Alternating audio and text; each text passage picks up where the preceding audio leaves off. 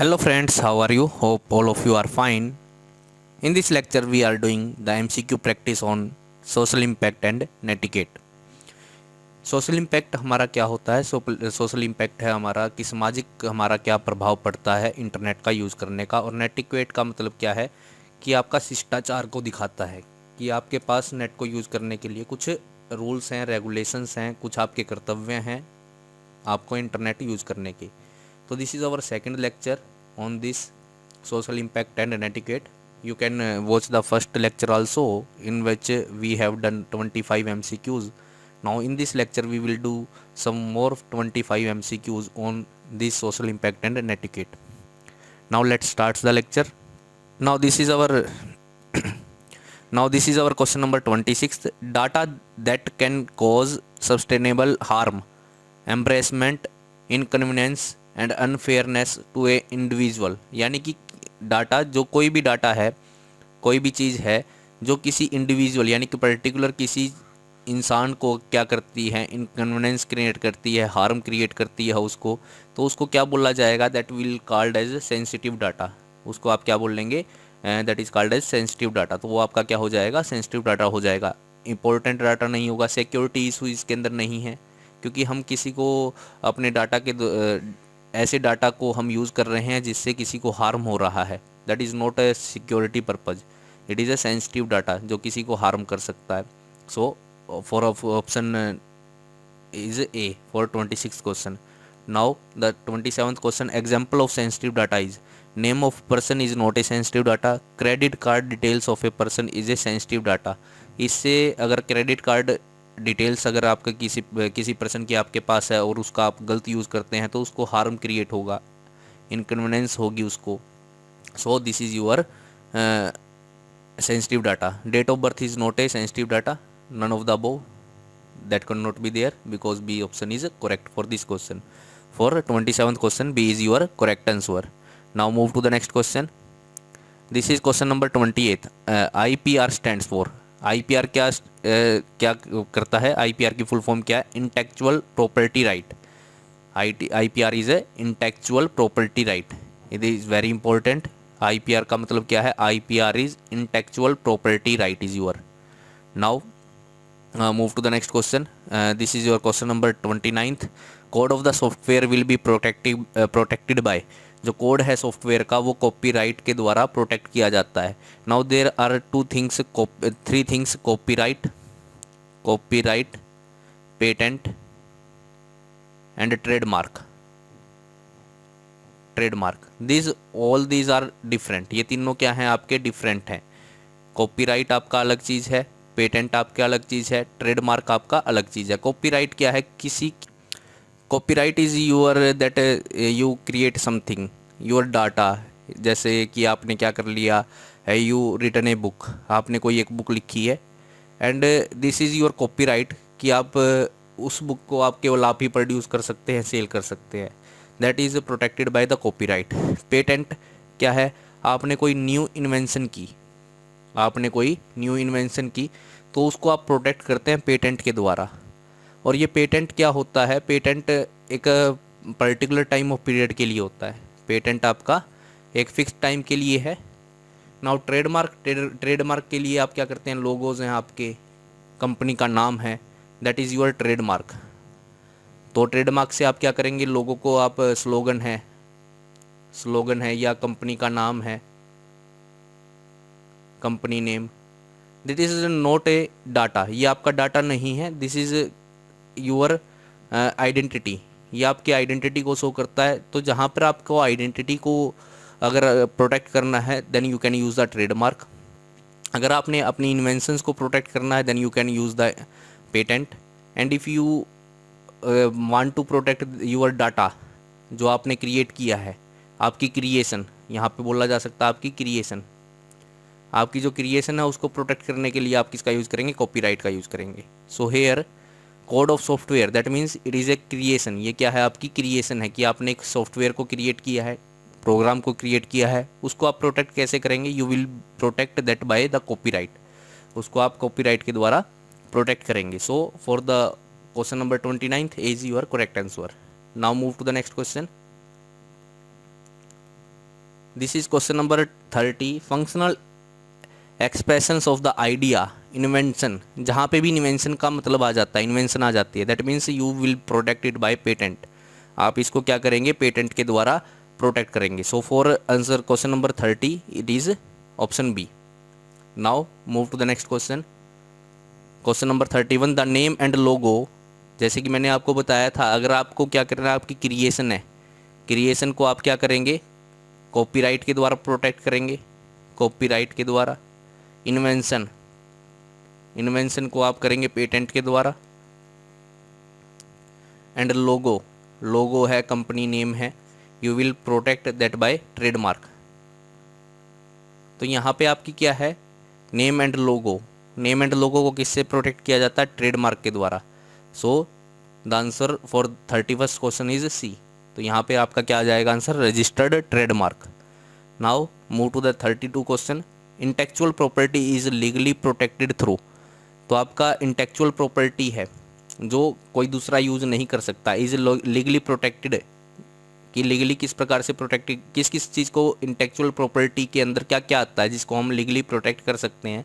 Copyright, patent and registered trademark, all these are intellectual properties. ये तीनों क्या हैं आपकी, इंटेलेक्चुअल। अगर कोई थिंग है जिसको आपने कॉपीराइट लिया हुआ उसका, that is your intellectual property. अगर किसी का पेटेंट आपने लिया हुआ है, then it is your intellectual property. अगर आपने कोई ट्रेडमार्क रजिस्टर करवाया हुआ है तो वो आपकी क्या होगी, इंटेलेक्चुअल प्रॉपर्टी के अंदर आएगी।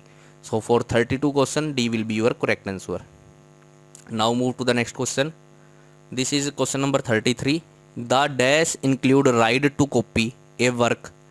कि भाई यहाँ पे क्या, द डैश, यहाँ पे नाम बताना कौन है वो। The dash includes right to copy, यानी रिप्रोड्यूस। आपको क्या करना, कोई भी किसी वर्क की आपको कॉपी रिप्रोड्यूस करनी है। जैसे कि आपके पास बुक है, उसकी आपको क्या करनी है, कॉपीज़ क्रिएट करनी है। You want to create the copy a work, right to distribute, और उन कॉपीज़ को क्या करना है, डिस्ट्रीब्यूट करना है। Copies of the work to the public, public में। And right of the publicity displaced और perform the work, perform the work, और उसके ऊपर कोई वर्क आपको परफॉर्म करना है। If you want to change them, then what will you do, this is your creation. आपकी क्या है, क्रिएशन है कि आपने कोई डाटा क्रिएट किया है, कोई थिंग की आपने क्रिएट की है, and you want to protect them, then you will use the copyright. आप किसका यूज़ करेंगे, कॉपीराइट का। पेटेंट क्या है, इन्वेंशंस है, साइंटिफिक इन्वेंशंस के अंदर आप किसको यूज़ करेंगे, पेटेंट आपको मिलेगा। Is that clear? So for 33 question, answer A is correct. Now move to the next question. 34th, a dash provide an exclusive right to prevent other from using, selling and distributing the protected invention। कि जो आपने जो क्या की है, कुछ आपने book लिखी है, मान लिया, provide the exclusive right to prevent others from using, selling and distributing. अगर आपने कोई चीज़, बुक आपने क्रिएट की है, तो यहाँ पे एक चीज़ ध्यान रखना, पेटेंट क्या है, पेटेंट वो चीज़ है जो आप टेक्निकली कुछ क्रिएट करते हैं। टेक्निकली आपने कुछ क्रिएट किया हुआ, that will be protected by patent. आपके लोगो और कंपनी का नाम ट्रेडमार्क के द्वारा प्रोटेक्ट होगा। अगर आपने कोई चीज़ लिखी है, that will be your copyright. So यहाँ पे क्या होगा आपका, for 34th question, the copyright. Copyright आपको क्या करती है, एबल करती है कि कोई दूसरा आपकी चीज़ को यूज़ ना कर पाए। So for answer question number 34th, answer a will be correct. Answer a क्या हो जाएगा, correct. Now move to the next question. A patent protect an inventor for dash years. यानी अगर किसी चीज़ का आपने क्या लिया, पेटेंट लिया है, तो वो आपको केवल 20 साल तक प्रोटेक्ट करेगा। 20 साल के बाद कोई दूसरा उस चीज़ को क्रिएट कर सकता है।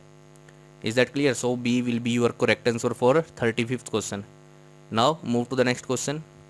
36th, dash individuals includes any visual symbol, word, name, design, slogan. These things are protected by the trademark. ये सारी की सारी चीज़ें जो हैं ट्रेडमार्क के द्वारा आपकी प्रोटेक्ट होती हैं। सो this is your A answer, A is your correct answer, this is trademark. Now question number 37, EULA stands for, EULA stands for end user license agreement,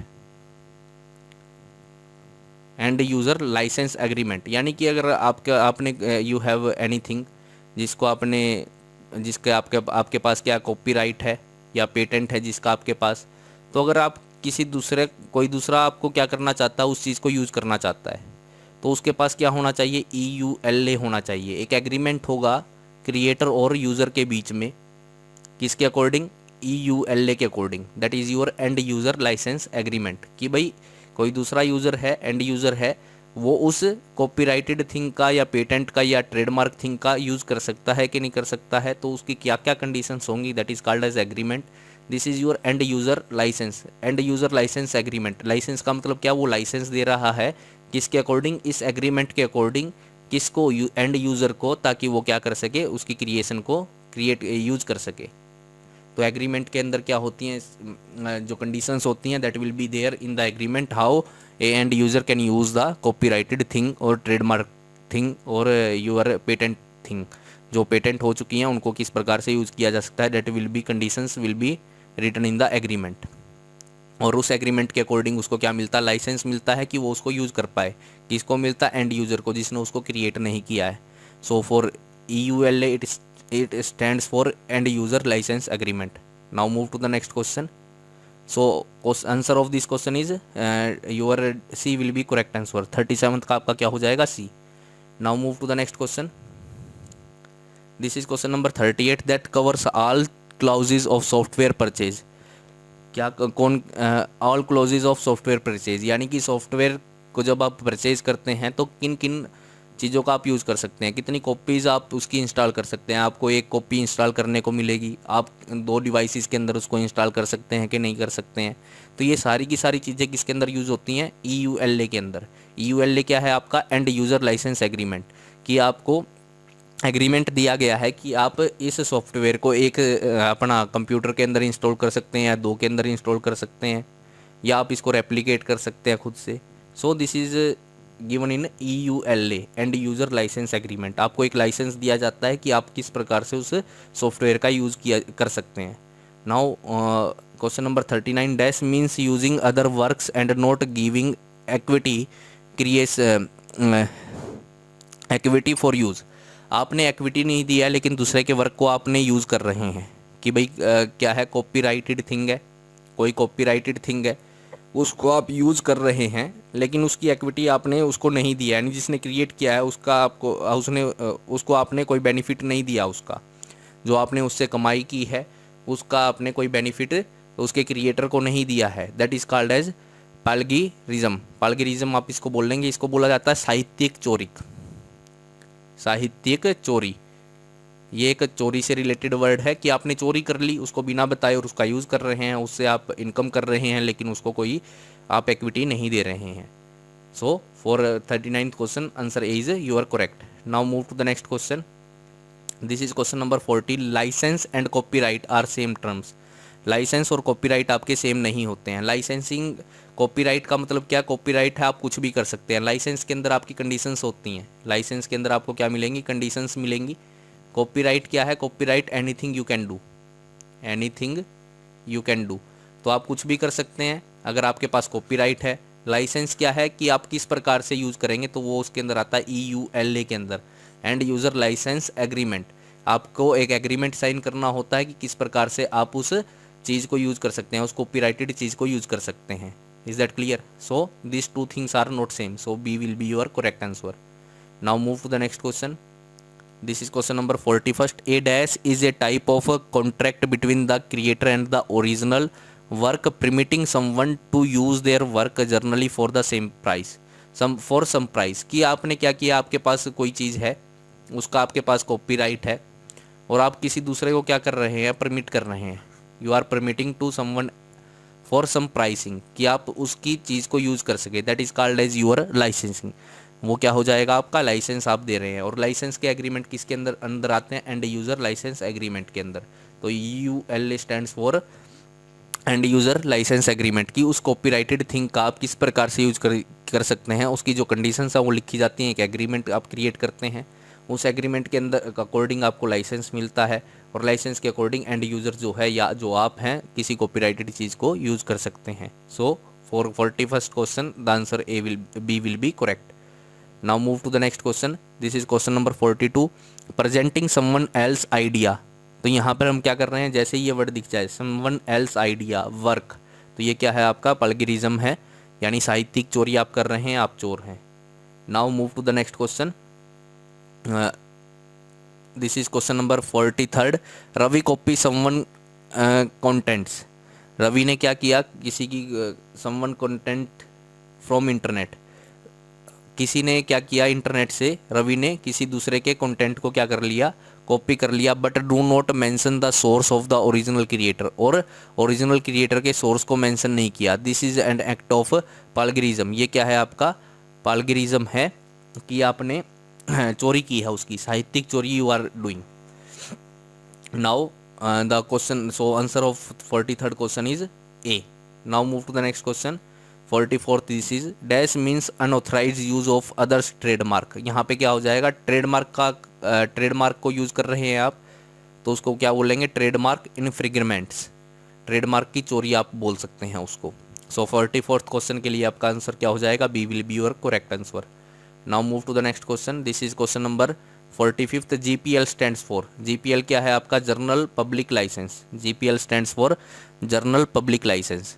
ये लाइसेंस देती है जनरल पब्लिक को कि किसी चीज़ को यूज़ कर सकते हैं कि नहीं कर सकते हैं। If any software is there, और उसको फ्री में कोई अगर पब्लिक को यूज़ करना है, तो वहाँ पे क्या किया जाएगा, जनरल पब्लिक लाइसेंस क्रिएट किया जाएगा, ताकि पब्लिक उस चीज़ को यूज़ कर सके। So GPL stands for general public licence. So for 45th question A will be your correct answer. Now move to the next question. This is question number 46। Which of the flowing popular category of public licence. GPL आपका क्या है, public licence की popular category है। Now 40, so A will be correct answer. 47 CC. CC is your creative commons. Creative commons CC की आपकी जो full form है वो क्या है, पब्लिक क्रिएटिव कॉमन्स है आपकी। सो 47th का जो आंसर आ जाएगा that will be A. Now move to the next question. This is question number 48। GPL is primarily design for. जो जीपीएल डिज़ाइन किया गया था वो किसके लिए किया गया था, सॉफ्टवेयर्स के लिए किया गया था। जो जीपीएल जनरल पब्लिक लाइसेंस जो कैटेगरी इन्वेंट की गई थी, वो फॉर सॉफ्टवेयर की, सॉफ्टवेयर को पब्लिकली कैसे डिलीवर किया जाए according to given a licence, कि आपने लाइसेंस देना है पब्लिक को यूज़ करने का, तो वहाँ पे आप कुछ कंडीशंस रखते हैं, एग्रीमेंट करते हैं कि आप इस प्रकार से इस सॉफ्टवेयर का यूज़ कर सकते हैं। Now for 49th question, what is do you mean by FOSS. FOSS का मतलब क्या होता है, फोस होता है आपका free and open source software. Free and open source software, तो free and open source software का मतलब क्या होता है कि जो सॉफ्टवेयर आप you can use freely internet से आप डाउनलोड कर सकते हैं, उनको फ्रीली इंस्टॉल कर सकते हैं। And then open source you can make changes. अगर आप उसके अंदर कुछ चेंज करना चाहें अपने अकॉर्डिंग, उसके अंदर आप चेंज कर सकते हैं, अपडेट कर सकते हैं according to you, then it is called as FOSS. उस तरह के सॉफ्टवेयर को क्या बोला जाएगा, फोस बोला जाएगा, free and open source software. So 49th का जो आंसर आ जाएगा C will be correct answer. Now this is question number 50। आप dash operating system comes under FOSS. FOSS का मतलब क्या है, फ्री ओपन सोर्स सॉफ्टवेयर। तो फोस के अंडर इनमें से कौन सा आता है, Windows is not a FOSS in the FOSS category, Mac is not in the FOSS category, Unix is also not in the FOSS category. Ubuntu क्या है आपका, अनबंट, ये जो ए ऑप्शन है that will be your correct answer. This is your FOSS. So here we will do 25 MCQs from this. In first lecture we have done 25 MCQs. In this second lecture we have done 25 MCQs. In the third lecture we will do some more MCQs on the social impact and your netiquette. So please continue watching the channel and liking the video. Please share and subscribe the channel more and more, so that upcoming video come to you more frequently and you can prepare for your exam more accurately. So thank you students, have a nice day.